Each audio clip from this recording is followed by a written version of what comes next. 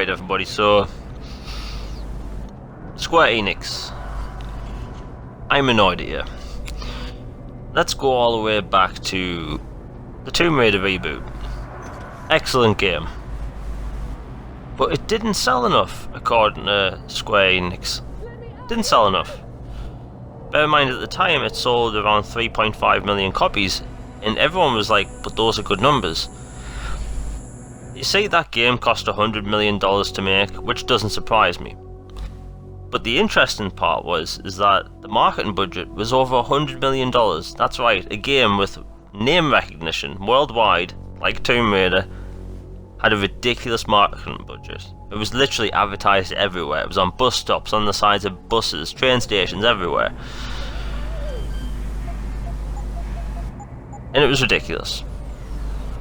Then you go to Hitman Absolution, also a fantastic game, but it had the weirdest marketing campaign. It was shrouded in controversy because of the dominatrixes and the religious elements.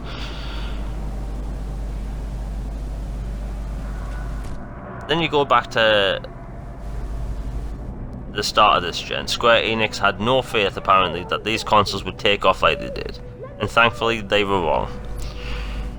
But they were aiming for their games to be episodic. Hitman was announced months before release to be an episodic title. Just Cause went through development hell. That was also going to be episodic. But it didn't go episodic, and it doesn't feel like a finished product. Now,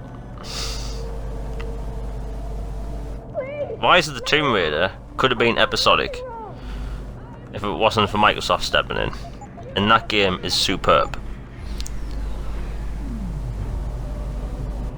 I just don't get it. Why Square? Now, if you go back and watch the making of Deus Ex Human Revolution, you could see that the team was excited. They were so happy to make the game. It was almost as if they didn't get how they weren't really being pulled by many strings. They had creative freedom. But with this sequel, however, apparently the team's been split into two. One team's already working on the sequel. They had to literally throw in microtransactions at the last minute. You can buy Praxis kits. That's right, bloody Praxis kits in Mankind Divided.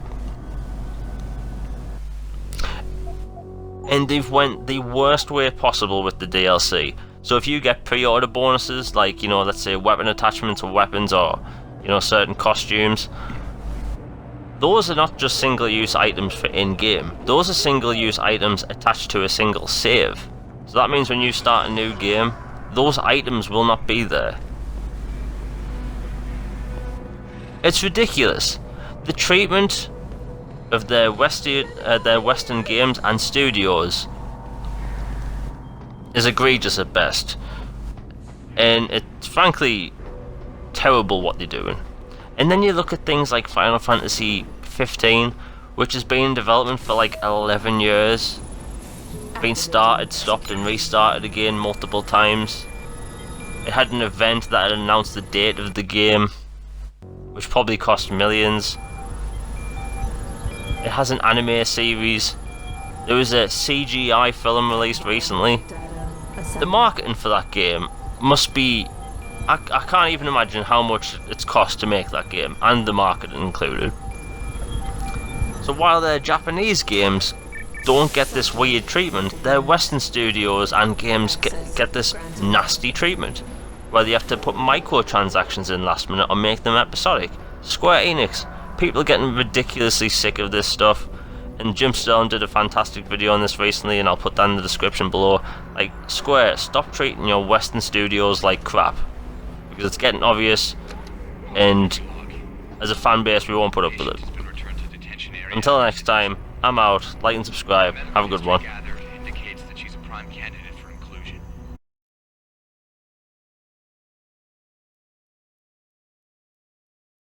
Similarly, all biological indicators fall within required parameters. Recommend preparation for stage 1.